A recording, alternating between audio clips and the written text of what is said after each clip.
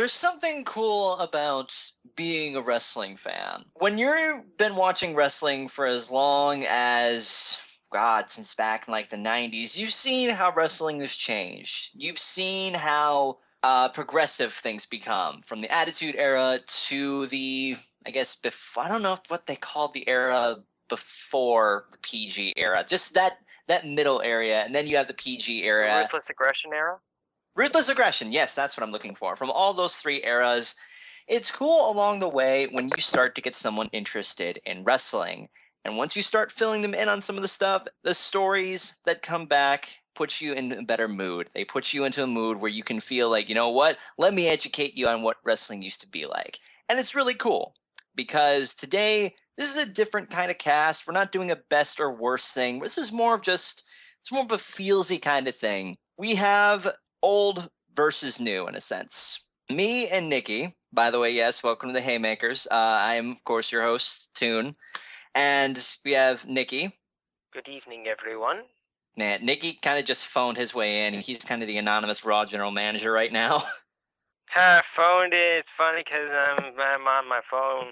Nikki and I represent the older generation. We've seen a lot of old stuff. And we have two people from the new generation. Of course, Kalkos. Hello, everybody. Yes, I am new, shiny, pristine. Get me while it lasts. Limited edition. Limited edition mint not out of the box just yet. But new for this is somebody I believe who's just started getting into it as well. His name is Gabriel. Hi. My Seth Rollins shirt is coming in the mail. I found out about it yesterday. I'm very excited. See, he plays for the right team. He's a newbie that immediately saw what was up and was like, no, John Cena's a hack. I hate him. Fuck Sheamus all the way around the world. I'ma get me some good merch. Yeah. I was debating between opening with that and being like, yo, so dig this. I just got out of show and tell and my Cena shirt was off the hook.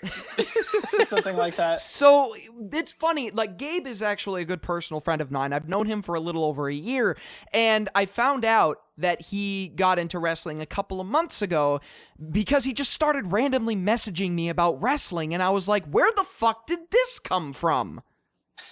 Yeah, it's I kind of fell into it really. I feel like wrestling is one of those things where you don't plan on getting into it. It's not a thing you really preempt. It just kind of happens. You stumble across it. You have the right moment. You hit the right spot in your butt, and you're like, oh, I'm tingly. Wrestling makes me tingly. Where can I get more of this tingling sensation? This just in, Gabriel is gay and water is wet. News at 11. And then you just chase the dragon. You just chase the dragon. You can't catch the dragon, Gabe. What are you doing? You can't re-experience the first tingle. You gotta catch me. So yeah, dragon. The first thing we're going to do is we're going to talk about how we got into wrestling. I know Toon has told his origin story. We're going to do that again as a reminder, but I don't think you guys know Nick's and mine, and of course, Gabe, this being his first appearance on the cast, you don't know his either. In fact, I don't even know his, so it'll be a very interesting trip down memory lane on how we got started, and then we're gonna get into the discussion of what it's like to be a new fan versus being an old fan, and understand the perspective of how that works, especially if you're a new fan to wrestling. Think of this as sort of like a how-to guide. So I think we should start with the one that we've already heard before. Toon, go ahead. Okay, so wrestling for me has had a huge impact on my life. My mom was big into wrestling for a while, back like in the Attitude Era. And I remember that my grandpa, I don't think I've actually told this, my grandpa was also into wrestling for a while. He remembers like the old school wrestlers like, Hulk Hogan, Randy Savage, Sergeant Slaughter, all these. And I feel like it's sort of passed down from generation to generation. So my mom was really big into the Attitude Era stuff. Stone Cold, Rock, Triple H, DX, Mick Foley, Mankind, all that great stuff. So when I was a little youngin', I remember watching bits and pieces of Raw. I never really got into it. I just kind of like watched from afar. But my mom when I had a PS1, she bought me one of the wrestling games and wanted to see how it would work. My grandmother was very against it because she did not want me exposed to violence, yet she let me watch Power Rangers. So I started playing some of the early games, and I enjoyed it. I wasn't huge into wrestling, but I just enjoyed beating people up. I was big into fighting games back then. My Tekken game is still kind of strong. But when it comes to how I really got into wrestling, my mom got me the DVD for WrestleMania 20. I had been watching SmackDown every once in a while, but it's when she started getting the DVDs of the pay-per-views that I really started to watch more of it. And then I started religiously watching SmackDown way back in the 2003-4 era. And I've been watching it ever since then. I've watched as the eras have changed, new people have gone by. I can still remember wrestlers that were flashes in the pan, and thank God we're forgotten. Wrestling was good for a while. I was a religious SmackDown nut, and I started watching Raw more often in 2008. But what really got me into wrestling, what really drove it home, is when my mom surprised me with tickets to go see WrestleMania 22 in Chicago at the Allstate Arena in 2006.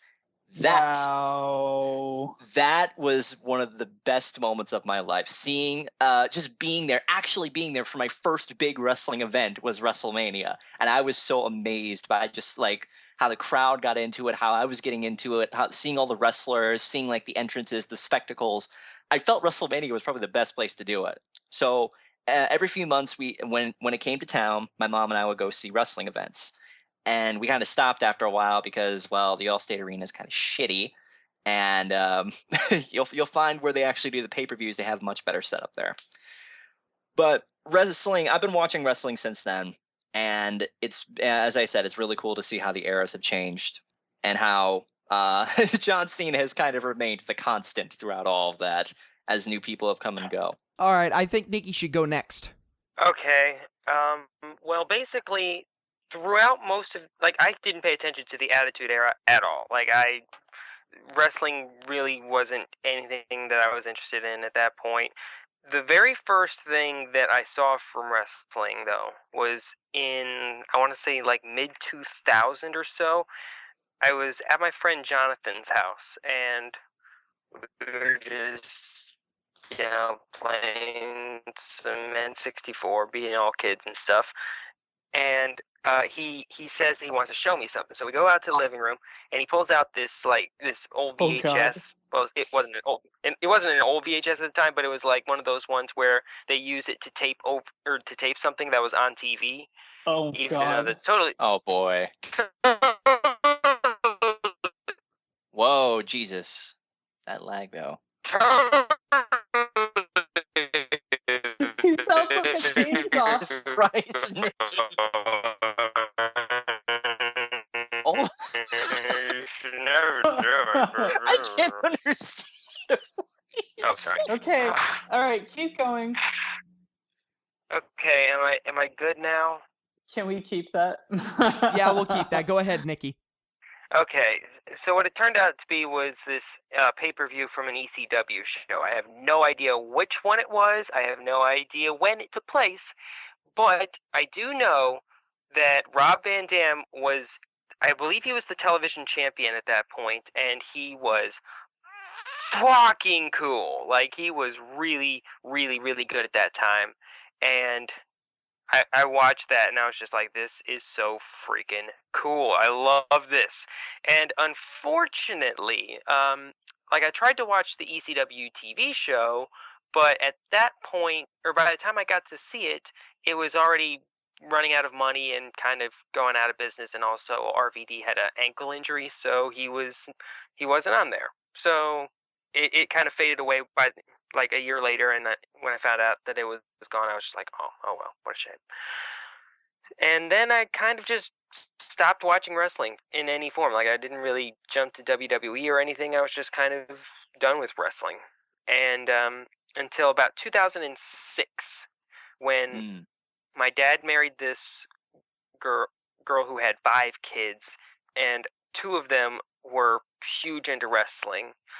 And it just so happens that the first pay-per-view that we watched as a family together was the same pay-per-view that Toon went to, WrestleMania 22. Oh my God, it's like we were meant for WrestleMania 22. It's fate. That's But nuts. anyway, but yeah, you watched it as actually, a family? basically, yeah. And weirdly enough, the one guy that I had picked out from ECW just so happened to win the Money in the Bank briefcase at that pay-per-view. So, yeah, that was all I needed. It was just like, yep, I'm in. This is gonna be good. And Yeah. from there I just kept watching, and it was good, and I liked it. And I got out of it around WrestleMania 26 or so, and like this was when I was sometime in college. I just kind of stopped paying attention to it, and because I had other things that I was worried about at the time, I tried to get back here and there, but it just didn't look all that interesting from, at least from an outsider's perspective. Because like I took a look at the pay-per-view card for the most recent WrestleMania and saw that Snooki was on there, and I was like, yep, I think I made the right decision to get out of this. It's just like, fuck. Like, which WrestleMania was the one where it had Snooki in it? 20. Fuck, I don't remember. 27? 27, I think, yeah. I know that 27 was the shitty one. I just don't remember if Snooki was on it. It would make total sense. Oh yeah. But either way, it was the one where Ziggles and Lay Cool fought John Morrison, Trish, and Snooki. Yes, Like, you're right. It holy was shit, 27. what the fuck? Okay, so at that point I was just like, oh, well then, I'm glad we're not here anymore. And then finally, I just let's see here, who was it? Jesse, drowning in horseshoes. He did a video talking about how absolutely god awful the 2014 Royal Rumble was, and I was just like, oh, I remember wrestling. This was wow, it's gotten this bad. Like, I wonder how bad it's getting. And I made I left a comment in that video, and Toon saw it, and he was like, hey, I didn't know you watch wrestling. And I was like, yeah, I do. And by the way, when I said that, I was totally lying. Like, I had not watched wrestling. I had not watched wrestling in like 3 years at that point. It was just like, yeah, sure. And then you wanted to do a podcast together, and then here we are. Been watching pretty regularly ever since. All right, I think I'll go next so we can save our guest for last, because guest in best rhyme. Mine isn't that entertaining, but go ahead. Okay. Well, I kind of blur the lines between old and new because I started watching wrestling back in 2003 during the SmackDown era. I was flipping through the channels one day, and because I only had like network cable, I did not have basic cable like most families in America because we were poor at the time. And we had just started an addition to the house, and my parents didn't really see the value in it. But that's okay, because I flipped to UPN one Thursday night at 8 o'clock, and I saw SmackDown. And I remember seeing vague little clips of wrestling back in like 1999 and 2000 when we had TBS. I saw a little bit of Thunder, and I remember seeing, I think there was a small window of time when we did have cable, because like we had a trial for free or whatever, and I remember seeing The Rock cut a promo against Hulk Hogan back during the build-up to WrestleMania X8. And then I saw SmackDown, and I was like, oh, I remember this. This is cool. So I started watching, and then my brother started watching with me, and we would watch every single Thursday night. And then when it moved to Friday, we would watch every single Friday night. And we were actually grateful that it moved to Friday, because then my parents would let us stay up because it wasn't a school night. So, I started there. And then when Eddie Guerrero died in late 2005, I mean, he was my favorite wrestler, and I was completely heartbroken, and I could not watch again. And from there, I completely forgot that wrestling existed. Now, fast forward to early 2014, I hear from one of my friends, Silverstone. You guys may know him as the guy who was going to make Pinkie Pie's Perilous Platforms. I had met him back in 2012, and we became very good friends after that.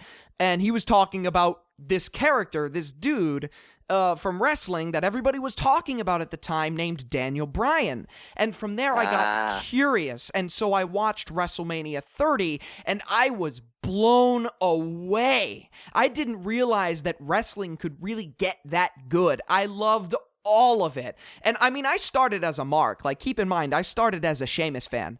So that goes to show where my sensibilities were. But after that, I started kind of watching a little bit afterward. I watched Extreme Rules, and then I watched the pay-per-view after that, whatever it may have been.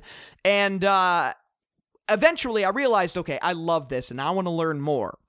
And when I get into things, I get into them. I'm like Digibro in that sense. I spent 3 days, 3 whole days doing nothing but watching wrestling. WWE, New Japan, PWG, Ring of Honor, CZW. I watched it all. And I gained a lot of appreciation for it, so I started watching Raw regularly. And then at BronyCon 2014, I met up with Toon, and that's another funny story. And it was hilarious. He approaches me and is like, "Hey, Calcos, how are you? Blah, blah, blah, blah." And I'm like, "I don't know your face. I'm sorry." And then it's funny, too, because I'm like, this guy, I know him. And I stare at him for a little bit, and Toon just kind of throws his arms up and is like, "Dude, the fuck?" And so I look at his name badge and I see his name and I'm like, "Oh, that's a dude I recognize. I'm a dick." So I've met you back in like 2013, and I was like a complete douche back then. So I was too. Don't worry about it. But I had found out from his videos that he had a wrestling podcast, and I was like, I'd like to get in on that. And his eyes opened wide. Was like, cool. Okay, so I got in on it, and then Toon had the idea to make a regular podcast, and so we did, and now here I am. And I mean, I've been watching wrestling ever since. You guys know this. We've been doing this for a year now, and it's good. I very much like it. Keeps me busy. Keeps me from playing Tales of Zestiria for 7 hours a day. But yeah, that's how I got into wrestling. I kind of blur the lines, but because I really, really got into it recently, I'm going to call myself a new fan. So, Gabe, what is your story? My story begins rather unceremoniously in my junior year of college. No, sophomore. It was sophomore, 2013. I was roommates with someone that took a while to grow on me. He's a very good friend of mine named Zach. When I first moved in, he was ungodly into wrestling, okay? Like, when we moved into the dorm, he had his TV set up on his desk. He would sit at his desk. He'd have his PlayStation controller in his hands, looking up at the screen, and he'd have like SmackDown versus Raw 2010 or 2013 or whatever the new game was out at the time.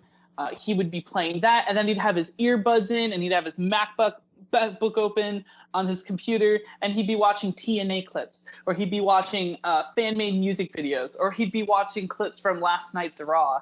And I was just like, how do you function this way? And so I heard it all. I heard every person's theme song. I heard every, "Here we go, Irish whip," and every, "He's putting those educated feet to good use," and every single clip that you could possibly conceive from a wrestling video game. I heard it over the span of 8 months, and I was sick of it. I was done. I was like, dude, how do you? But I would also ask questions, kind of like as like a bonding thing, that kind of like half friends, like, "Oh, who's that? And what's his gimmick? What's his whole thing? Is that John Cena?" And he'd be like, no, that's Papa Chungo. And I'm like, no, that's John Cena. Just to kind of get under his skin. It's like parents trying to figure out, hey, is that one Pikachu? Yeah. No. It was really easy to get under his skin. So anyway, his passion was wrestling. And after he moved out, he got involved with the local federation up here, IWE. And yesterday, he sent me a link to the local Fox Channel's episode of IWE TV. And there he was, wrestling as Matt Mahoney as part of the IWE Students Tag Team against the Mutts for the Tag Team Championship. So that's kind of a story in its own right. So after I move out, we're gonna flash forward to last summer. I was just chilling. In Portland, Maine, we have this hangout spot called Arcadia National Bar. Fuck yeah, Arcadia! Yeah, represent. They're like they're the coolest over there. and their co-owner is a huge wrestling fan. So we had the projector down, and it was the night that SummerSlam was happening, and I decided to go by after work, after my internship. I sat down, I had a pint, and the co-owner is sitting next to me, and he's like, "This is a rebroadcast of NXT TakeOver Brooklyn," and I was like, "Oh, sounds interesting." And you know what? It's on. I don't feel like playing anything. I don't have any quarters. I'll sit down.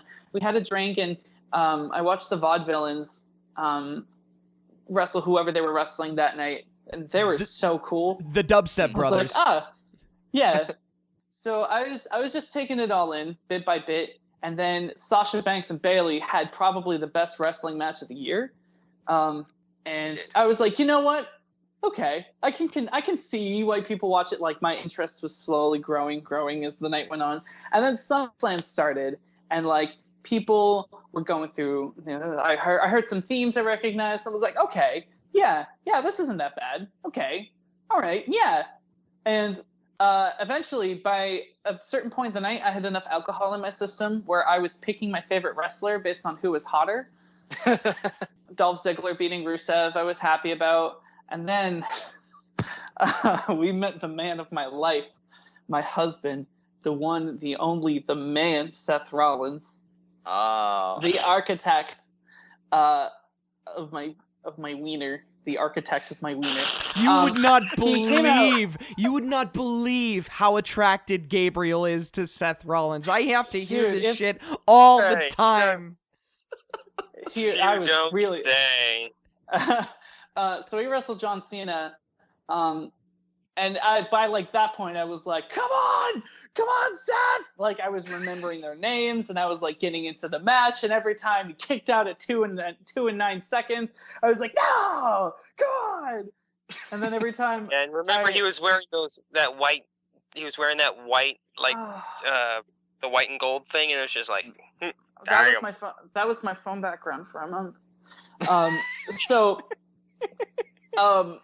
And it, like, the thing about the crowd at Arcadia is they're all Portland hipsters, so they're all smarks, so they're filling me in on stuff, right? Like, and by the end of the match, I was like, guys, I think I like wrestling now, and they're like, wow, one of us. And then I walked away from the Undertaker. Brock Lesnar match because I had to stop drinking. You know what? You made the right call. But I didn't really start watching Raw or anything till like a week afterwards because I had to go up to school at that point. Really, the old adage is true. It takes a village to raise a child. So as soon as I proclaimed that I like wrestling, people from all over were being like, my friend Zach was like, yo, watch this match and this match. These are 5-star matches. And I'm like, 5 stars? What? And then this dude's like, yo, have you seen Wrestling Isn't Wrestling? This video is hilarious. And it basically covered 2 decades of history for me. I'm like, okay, cool. And then some other dude was like, have you seen Botchamania? And I've watched nearly 300 episodes of Botchamania I've watched now. I've done a lot of catching up in the meantime. And my friend Zach came to visit. He's one of the older wrestling fans. And he goes, so there's a house show in Bangor and we're going. And I was like, oh, we're going to go see wrestling. Like in person. And he's like, yeah, we're going to go see wrestling in person. So then we went to the house show in Bangor, and it was okay. I mean, there were some cool ass matches. I wasn't expecting The Miz to show up. I marked out for The Miz. I marked out for, not Jack Swagger. I marked out for Cesaro. No, you know what? It was Cesaro who fought The Miz. That was dope. That was dope as fuck. Last month I found out that I'm also going to the TLC taping in Boston. So, oh, nice. You lucky son of a bitch. So we have 2 club seat tickets in the TD Garden to go see Tables, Ladders, Chairs. So maybe in a future episode I can come back and tell you about my experience. Yeah, absolutely. But yeah. If you want to be a part of like the TLC predictions, you could be, maybe. Very true. We'll discuss that later. But anyway, I'm someone who just kind of stumbled into it, who is very fortunate to have friends who want to not only educate me on the experience, but include me in the experience too. So that's my story. I disagree with your notion earlier. I thought that was a very interesting story. Oh, Yeah. cool. I thought it was Thank pretty you. cool. So now you know Okay. where we all come from. We have like a 12-year fan in Toon. We have a 10-year fan in Nick. You've got a 2-year fan in me, and you have a 3-month fan in Gabe. So now you know where we all come from. And we're going to try to discuss exactly what was good with old and what was bad with old, and what is good with new and what is bad with new. And what is bad with new, well, we have a giant laundry list, but of course, old is not always the greatest thing in the world. It was great for the time, but things don't always age perfectly. So I think we're going to have a good introduction of what was it like to be old? What's it like to be new? And kind of like I do want to try and get a how-to guide somewhere in this cast of like, if you're a new fan, this is where you should look. This is what you should do. And so who wants to start? I guess I will. So where do I start with the good or with the bad? Well, we can always start with the bad so that way we can end on a good note. Okay, yeah, I'll get some of the bad out of the way. So from what I've been watching, I unfortunately missed out on the Attitude Era. And really sucks because I watched a lot of documentaries. Yet here's the thing. If I had a picture of something, I should show my cabinet that is full of wrestling documentaries. And I stacked up on all of those, and I watched them with my grandma. So I had a good idea of what the old, like, Golden Age and the Attitude Era was. But I didn't grow up in that. And that's one thing I felt that kind of sucks. It feels like what era you grew up in watching wrestling is the one you really enjoy the most. But once you pass by that and you take off the, what's the phrase, take off the rose-tinted glasses, you can go back and look at what you used to like, and you can see what was good and what was bad about it. So my era that I grew up in was around 2003 all the way up till now. But it was really big in, I think, if I want to narrow it down, I'm going to go with 2003, late 2002 to about, let's see, when did it start going down? 2009. Yeah, that's where the reality era. So Ruthless Aggression, I think, is the era that encapsulates all that. So Ruthless Aggression, that's my forte. The one thing that I didn't like about the Ruthless Aggression era is that it felt like there were, okay, some people would think this is a good thing where there's really no strings attached. We can do whatever the heck we want. When it comes to that, the storylines weren't that great back then. A lot of them kind of went down the crapper. One I can remember is the Tori Wilson, Dawn Marie segment that happened. Katie Vick and the Katie Vick thing. Oh, God, the Katie Vick really thing. Do anything that not involved talk women. about Katie Vick. Really anything that involved women at that time, because there was pretty much like one good female match between like Trish up and until Lita. like the time up until Trish and Lita, yeah. Well, and even then it was like the best match of that era might have just been at least never mind. Well, I do want to say I when it comes to women in wrestling, the Ruthless Aggression era is easily the worst part when it comes to women. Yes. You could say now, but we have NXT, so you kind of can't. Like, the 4 horsewomen have gone and passed on. Bayley is still there, and Asuka's tearing up the house right now. But you look at the Ruthless Aggression era, and there is nothing redeemable about that. It's awful. But you go back into the Attitude Era when everything was raunchy and crazy and everything was all sexed up. But you have to remember that was actually progressive for the time. The fact that the women had characters and stories and they were actively involved in everything was something that really hadn't seen at the time. Because back in the 80s, they were sideshows. It was quite literally the piss break match. And then in the Attitude Era, all of a sudden, they get pushed to the forefront, and they're the things that everybody wants to see for one reason or another. In the Ruthless Aggression Era, they no longer mattered, but now NXT is trying to bring that back. Hopefully that carries over to the main roster, and by hopefully I mean it never will.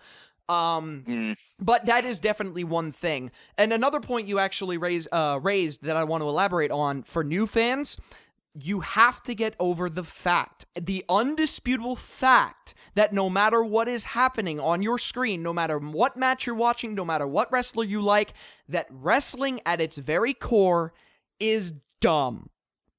It is I will give you that. really dumb.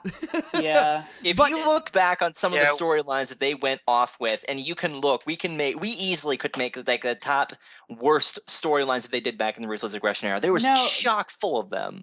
We talk about worst point for diva matches.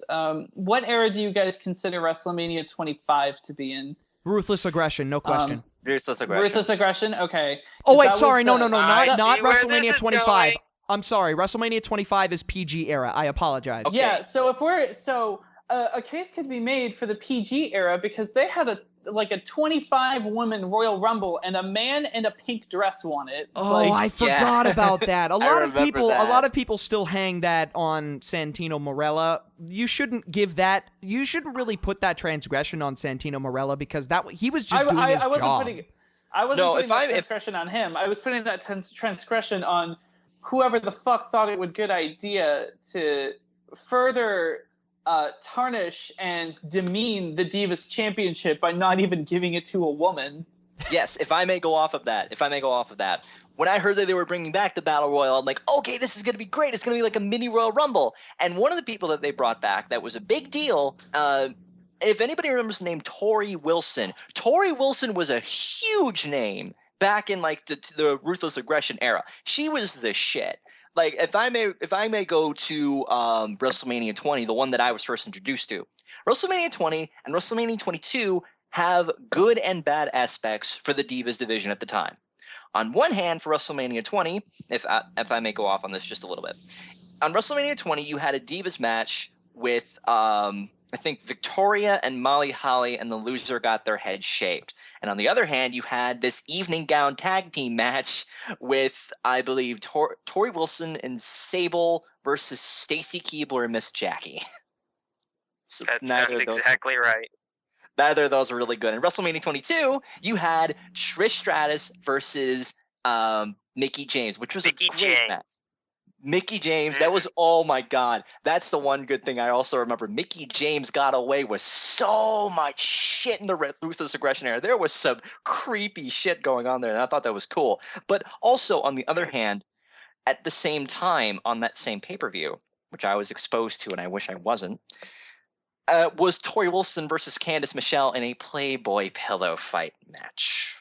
No, you have a great wrestling match, and then you have a pillow fight at our fucking WrestleMania. So you could tell they had the best and worst aspects of the Divas division right there. So I'll say it like that. They'll have a great wrestling match, and then they'll have a shitty gimmick match. So Yeah, and the worst part was like they had to because they had this stupid pillow fight. That was basically the reason why they had like a 9-minute match for freaking Rey Mysterio versus Randy Orton versus Kurt Angle. That's sad. Like that match is not a fucking 9-minute match. See, and I'd like to just interject really quick and just talk about like one of the pressures of being a wrestling fan, old or new, is that you have to know everything. Like everyone that I have talked to has an encyclopedic like knowledge of WrestleMania and can give like pinpoint exact details of certain matches from like Raws and WrestleMania, like every pay-per-view. And that's what's kind of staggering and intimidating to me as someone who's just a few months in, is I have half a century of history to ingest in a certain amount of time if I want to keep up, while I'm also keeping up with what's current. And that's just for one federation. Like, people are like, oh, when are you going to start watching Ring of Honor? When are you going to start watching New Japan? When are you going to start watching CZW? Fucking give me a second. Yeah, I Give me 2 seconds. introduced you to Lucha Underground, and I should have thought like, okay, wait a month, and then I'll introduce that to you. I should have done that, and I apologize. At least with Lucha Underground, there's not a lot to look into. I mean, Lucha Underground doesn't have like a huge history behind it. It's just like a developing show. To be fair, I will contest and say that knowing there are a lot of very, very established luchadors that sign contracts to Lucha Underground. They're not just randos. It's not NXT where they're randos who got a tryout and a contract. These are people who have 15, 20-year careers going in. Chavo Guerrero Jr., Blue Demon, even Prince Puma, who's like relatively new, has still been around for half a decade. Like they've all been doing this way before Lucha Underground. Yeah.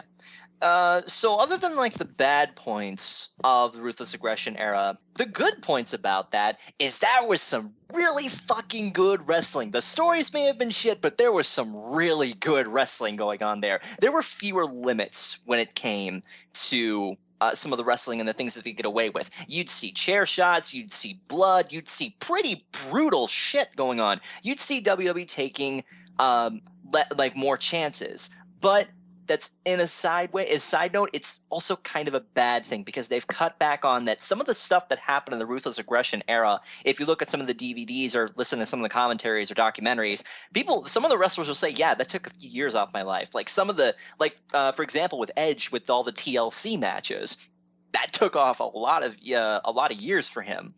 So as ruthless as it was, as cool as it was, on the side part of it, it also was really risky to do. But growing up, you didn't know that. Growing up, if you didn't have access to like the internet or wrestling reports or anything, you just see this shit was really cool. But when you look back on it now and you know what happens later on, it gets a little depressing.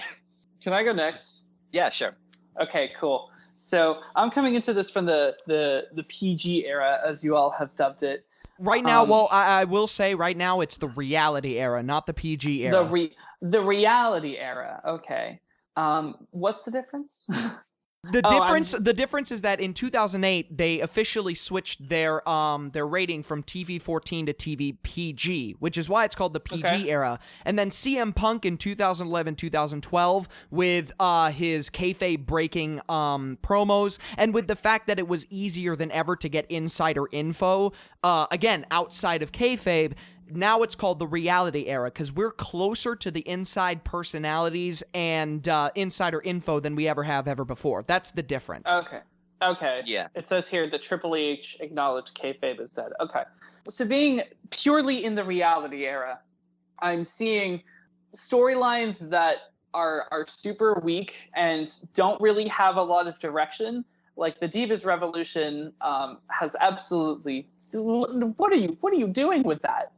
Like it's a bunch of women saying that they were first, and technically, if you really want to go back to it, you can make arguments for Paige and Nikki Bella and maybe Charlotte. Dude, you can make cases for fucking Trish Stratus at this point. Trish Stratus, Natalia, absolutely... who's there for some reason, like the storylines that have absolutely no direction. So I was like, you know what? It's got to be better in the Attitude Era. Let me go back and let me watch some of the events for the Attitude Era. And all I was doing was watching people like it was less. I felt like it was less organized, and I felt like it was less scripted. Like there was less calling in the ring, I guess. And I guess that made it more raw, for lack of a better word. But like every match, somebody was blading. Every match, there was blood gushing down their face. Even when they weren't taking bumps to the head, they could have been Ric Flair chopped, and they could have fallen over. And oh no, now their foreheads gashed wide open. There's no point to all this blood, and all it's really doing is what's the news? I heard it in my ethics and media course. If it bleeds, it leads. I guess. Blood is absolutely a big selling point for wrestling because that's what kind of sold it on the kayfabe, right?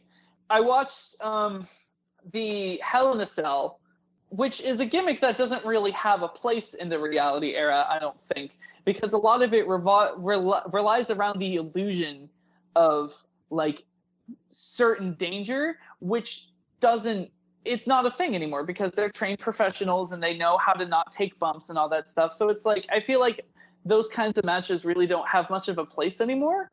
So on top of that, both Undertaker and Brock Lesnar bladed, which wasn't cool at that point. It was cool back 25 years ago when people were fisting PBRs and rocking around with their Billy Ray mullets. It was cooler then. But now it's just weird, and there's a lot of implications, and I don't know. Like, I feel like they were trying to bring back parts of the Attitude Era that aren't that. I mean, they have their place, but just not in this particular era. So it's kind of jarring to see the way they try and throw back so much to what made wrestling popular because they're desperate now. Well, I will. The thing is that I don't mind it in that specific occasion, and the reason why I don't is because of the point you made earlier. Back in the Attitude Era, there was blood all the fucking time, to the point where it became routine. If you had a big profile match, there was going to be blood involved. You expected it, you knew it was going to happen. The only thing that was unexpected was how bad it was going to be. Pointing at Eddie Guerrero and John Cena and Hulk Hogan. I'm pointing at you three. So the thing about this though is the reason why I found it so surprising, so shocking, and so great is because it doesn't happen anymore. When it happens, it needs to happen in a specific scenario where everybody needs the win and everybody needs to prove who is the best in a brutal match type where the loser does not get up. The reason why it was special is because it's not routine anymore. If you're going to use blood in this era, you have to do it sparingly in a match type like Hell in a Cell or TLC. It can't happen all the time. In fact, it shouldn't happen at this TLC pay-per-view because we already got it once a year and you're not going to beat it. But when it happens, you know that you're watching something fucking insane. And I can really appreciate that. Can you show blood on TV, PG? I'm sorry? Can you show blood on TV, PG? No, you can't. Is that like... Okay. The reason... the thing is they that... saved it for the pay-per-views then. Yeah, Brock Lesnar and The Undertaker were not supposed to do that, but they did it because they knew that it would garner the best reaction and it would give it the biggest match feel that they possibly could get. So I salute those two men for actually doing what's best for business. I just don't want to see that in every match. Besides, what are they going to do? Find them? What are they going to do? Fire Brock Lesnar? No, Brock Lesnar will suplex the entire company. I wanted to kind of get back to my point here, and then I'll pass the torch. Okay. What I like about the reality era is that, I mean, yeah, there's a lot of weak storylines, but I feel like now that we've kind of moved away from blading, we kind of are able to make room for people to learn how to take bumps safer, and as a result, be able to take more I like high-flying wrestling. I mark out for high-flying wrestling. I mark out for flips. I mark out for moonsaults. I mark out for people jumping off the top rope and doing a splash. I mark out for that sort of shit. And I feel like in the reality era, it's more encouraged now that there's less of a focus away from like the brawling slobber knocker JR type matches, and we can move into something cleaner. And that's why I really mark out for dudes like Neville and the Lucha Dragons, who were at the house show and were the fucking best. Like, I really absolutely appreciate that there's a shift in the kind of wrestling that's occurred because we've moved away from these values and shifted the audience a little bit more. And I think that it has its own merits. And I think that a lot of the wrestling that has come as a result has been that much more interesting in its own way. So, all right, I'll pass off now. Sorry. It's actually kind of funny, if I may. It's actually kind of funny when you talk about blood so much, because the era that I grew up in, there was a shit ton of blood too. But I noticed when they started cutting it off, I understand why, because kids would be freaked out by so much blood, I think. They wouldn't be able to really comprehend it, and also it probably isn't healthy to keep doing that over and over again. Yeah, a lot of diseases are passed through blood. Like, if you touch someone else's blood and they have, like, HIV... Yeah.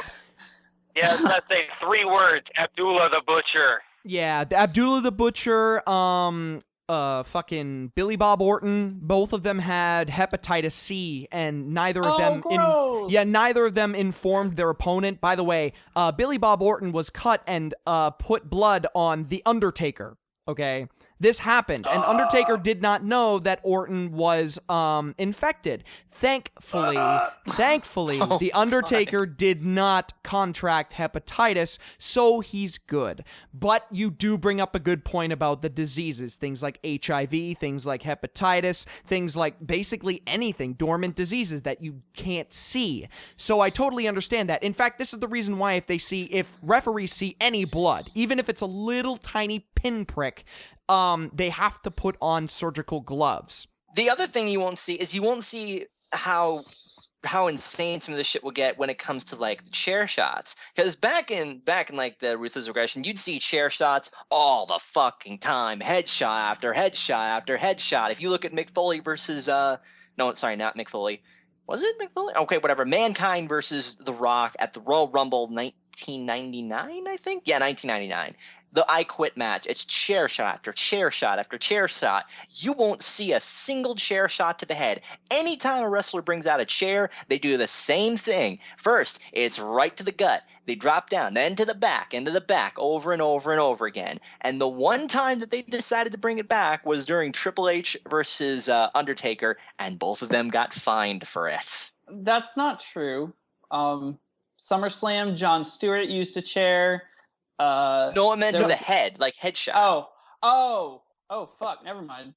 No, because you see, you can't do that anymore. And it was mostly due, in fact, to I at least have a theory. It was due, in fact, to what happened with Chris Benoit after they looked him over and found out all the chair shots to the head and all the physical abuse to his head. They were starting to realize that, hey, maybe we shouldn't keep hitting people over the chair, over the head with the chair.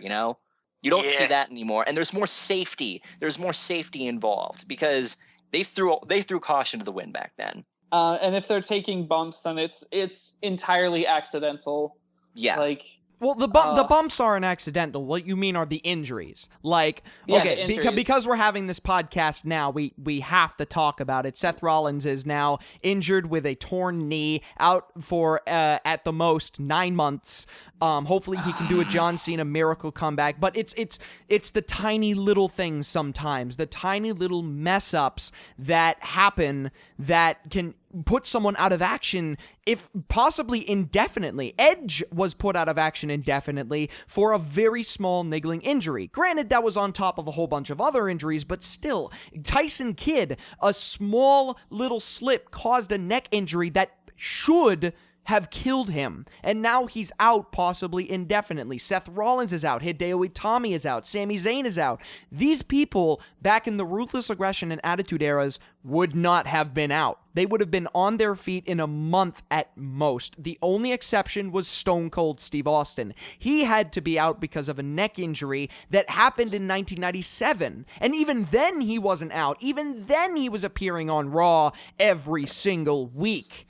It's like because they were competing with WCW. So if you didn't make the show, like if you didn't get on the road, if you didn't get out there and go show after show after show, you didn't get paid. And that's like, if you missed even one paycheck, then you were fucked.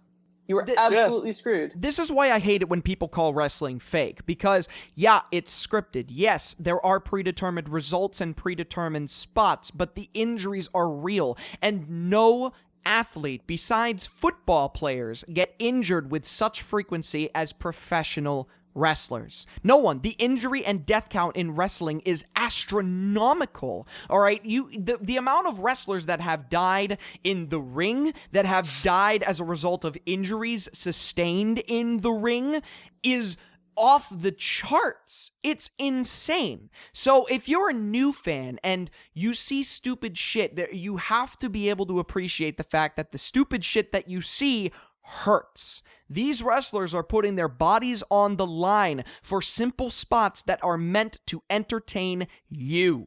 If they miss, and like I say, I know how there's protection and stuff. Of course, there's padding on the ring. There's padding on like the floor outside. There's padding on like the walls. Yeah, I would like to just pick you up and throw you against that just for fun. Even with the padding, that shit still hurts. There's no way you can watch them saying, oh, that doesn't hurt. They're fine. No, they can make it look like it doesn't hurt as much. but there is still a lot of pain. Some wrestlers come back after the show, they're just like, oh, fuck, I'm sore as hell from all of that. And it's understandable.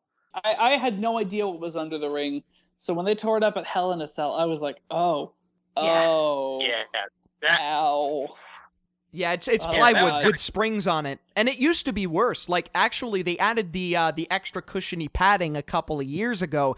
And fun fact that a lot of people don't know: pre-1998, the rings in WWE were much harder. And that's because someone that was in WWE didn't like the idea of the ring springing back and forth. So when they hit the ring, it would be very motionless. And the simple bumps all of a sudden got a lot harder. The wrestlers didn't like it, but they had to put up with it. WCW was also the same way. It gave the really satisfying thunk of the ring when a wrestler landed on it, but man, was it hard. The only reason they reversed it in 1998 was because of the now infamous Hell in a Cell match at King of the Ring between Mankind and Undertaker. After that happened, they were like, okay, we need to change the ring and we need to do it now. So they made it a lot more bouncy, and then they added the padding a couple of years back. So, and even then, that might not even be enough, because Seth Rollins, he injured his knee on something that he's probably done 1,000 times in his life, and he hit the ring with it, and then his knee just collapsed. It's crazy. Oh, I'm seeing the picture of it. Poor BB. I'm sorry, Gabe. Your husbando will be back, and the pop will be ridiculous. Can we have a moment of silence for Seth Rollins and his leg? Of course we can. We'll have 10 seconds of silence for Seth Rollins and his leg.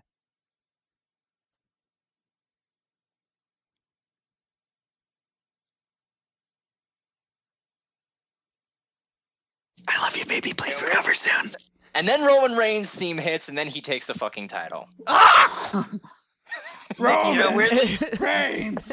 CrossFit Jesus is going to be returning around Easter. Oh my fucking god. He will rise from his crutches. Seth tore his knee for our sins. He tore his knee. You know what's funny is there was a ladder match between Seth Rollins and Dean Ambrose, right? Yeah, at Money in the Bank, yes. Yeah, so Seth Rollins won that on a technicality, right? Kind of. And Dean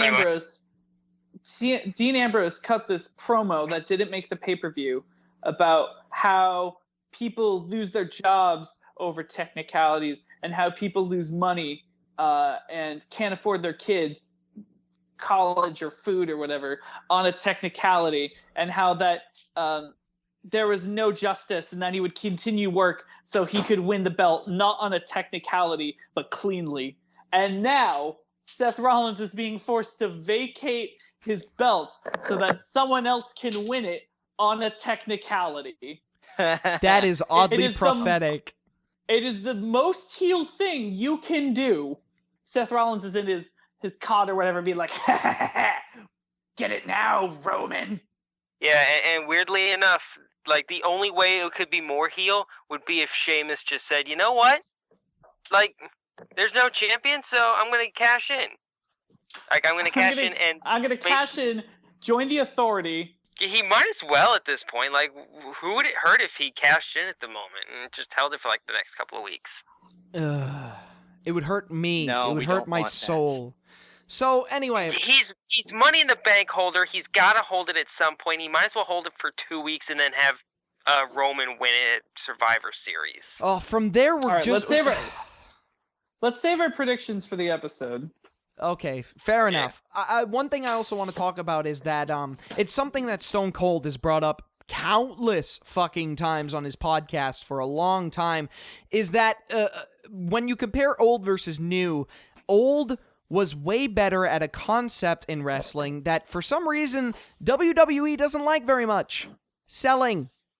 I don't know why, but way back like 10 years ago, wrestlers in WWE had a lot more freedom to sell. There was a lot better match psychology in most matches where people would target a limb or they'd target the head or a specific part of the body, and then they would you would see it because there would be certain moves or certain maneuvers that they couldn't do unless they had that crucial shot of adrenaline where they could just do it that one time and hope to fucking God that it works this time, damn it.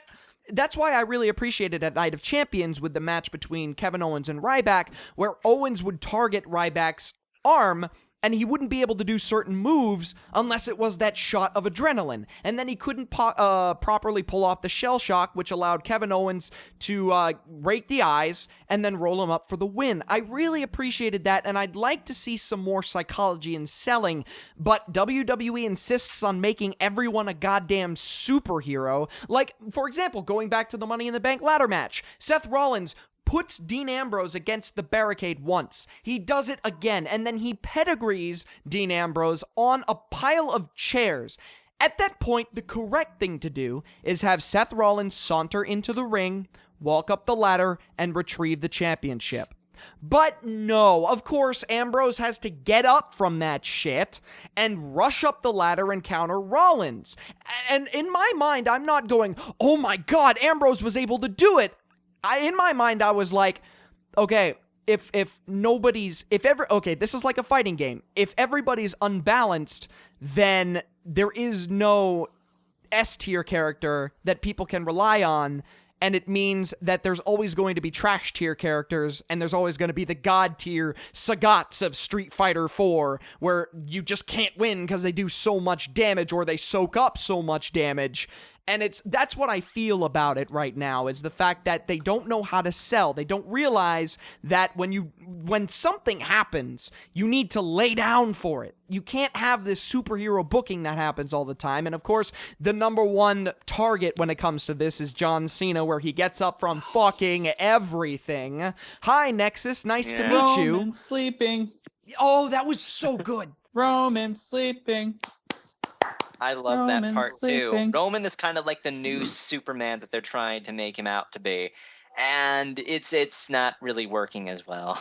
I think that I will contest that there's more selling now in the Divas division. Again, I hate to go back to NXT Brooklyn, but Bayley versus Sasha Banks, they spent at least 5 minutes where Sasha took off Bayley's brace and threw it against the ring and stepped on it a bunch of times, and then got in her face and was like, "You'll never be anything. You're worthless. You can't use your arm. You can't use anything. I am the best. I'm the boss." And there was again, Night of Champions, Charlotte versus Nikki Bella. Nikki Bella targeted her leg a bunch, and she was able to really sell it. And she was limping around and she was rolling around. She couldn't get up on her leg. I kind of felt for her a little bit in that particular situation. I don't really mark out for Charlotte as much, but I was really rooting for her in that. I was really hoping she would get up from that. And it was cool when she did, because I feel like in those Divas matches, the injuries are more targeted and more prevalent, and that I guess tells the better story, if that makes any sense. No, it does. It really does tell a better story, because storytelling in the ring, another thing, is it's at an all-time low right now. At this point, a lot of the wrestlers are just doing moves, and there's no story being told in this. And Gabe, I want to ask you a quick question. Yes or no? Have you seen Have you seen the Bret Hart versus Stone Cold Steve Austin WrestleMania 13 match? Have you seen that yet? Is that the one where Stone Cold passes out? Yes. Yeah.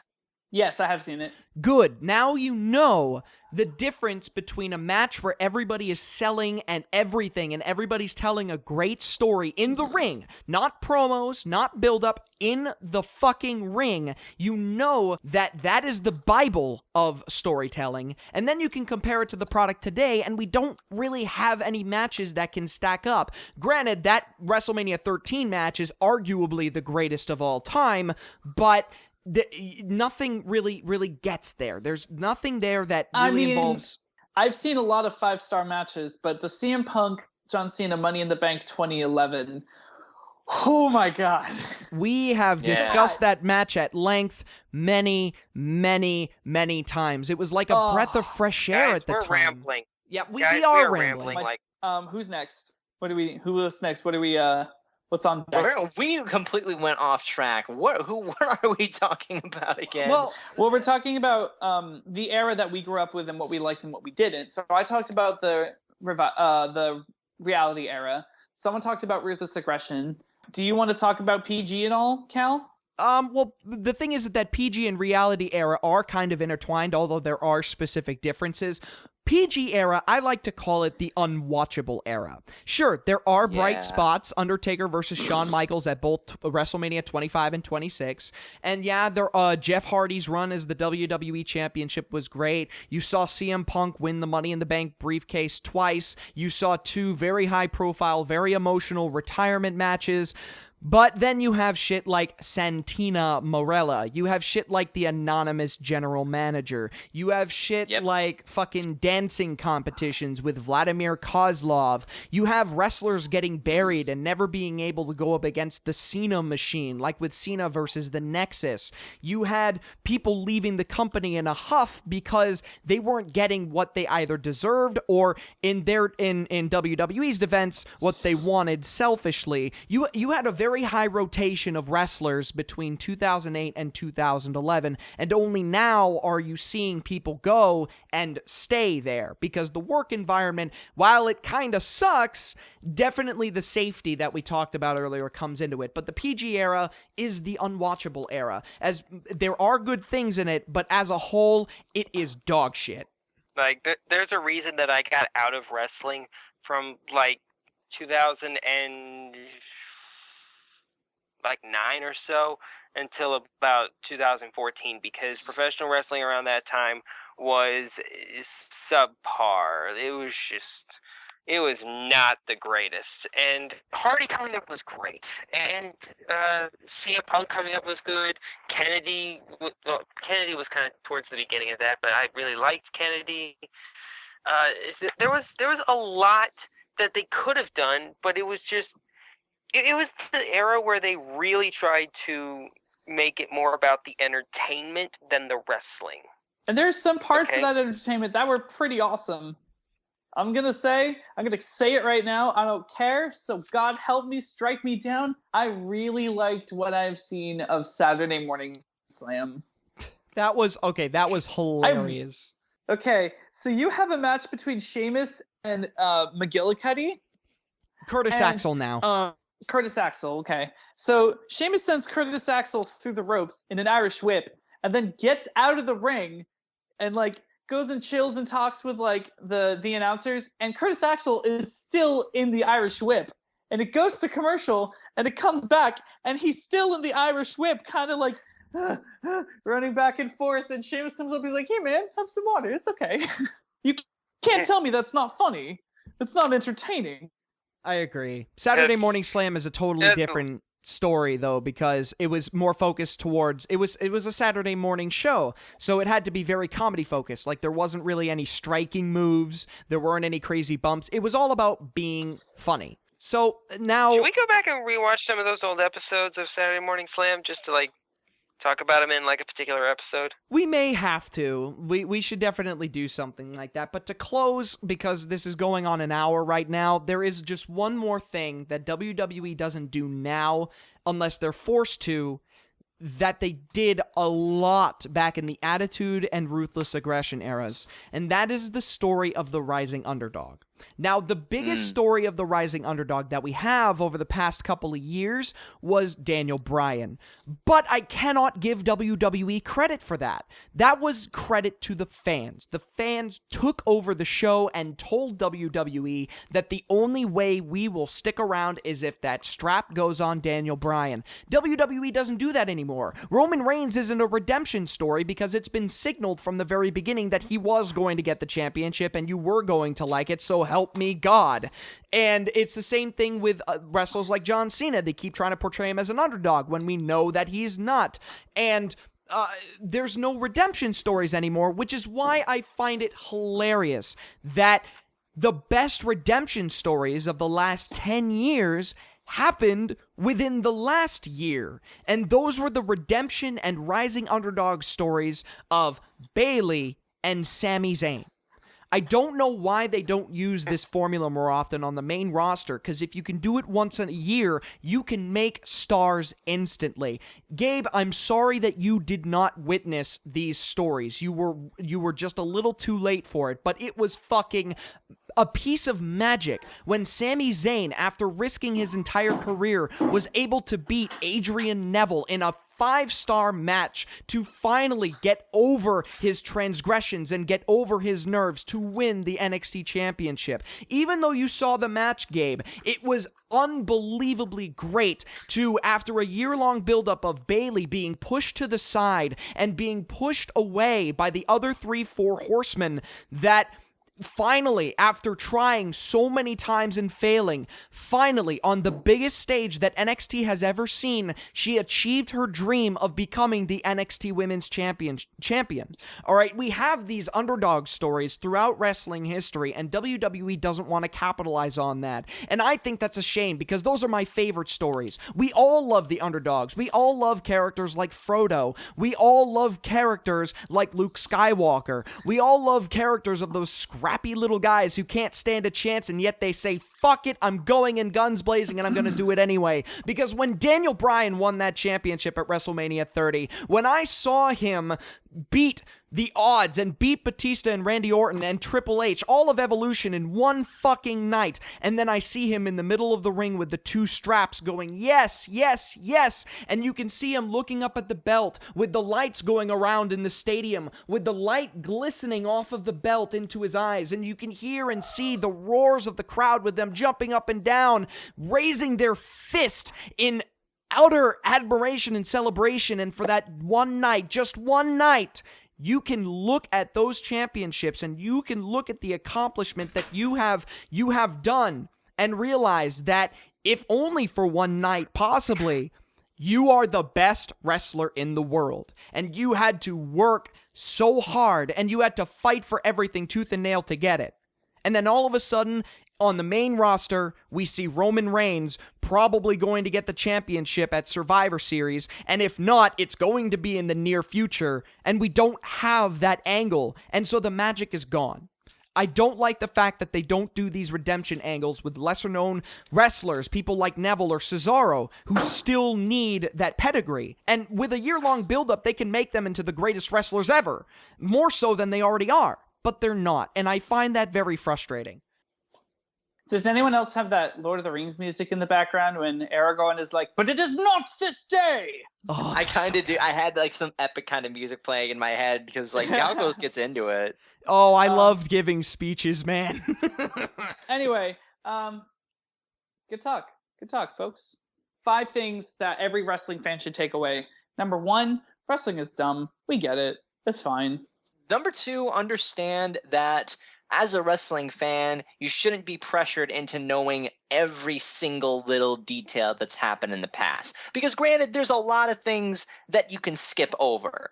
There's a lot of really stupid matches, stupid personas, stupid angles, stupid characters, stupid title reigns, all the stupid stuff that could have happened. You don't need to know it. I think what's best is when you try to get somebody into wrestling, when a certain character comes up, like say somebody who doesn't know what's going on, talk to them about like Bray Wyatt. Only tell them what they need to know in the now. Or if you look at like the Shield. So. Number 3, pick one wrestler and follow them. Yeah. Pick one wrestler to start. Follow them. Watch some of their matches. Get an idea of where they are. Because once you I think going wrestler by wrestler is the best way to get the story, I think, personally.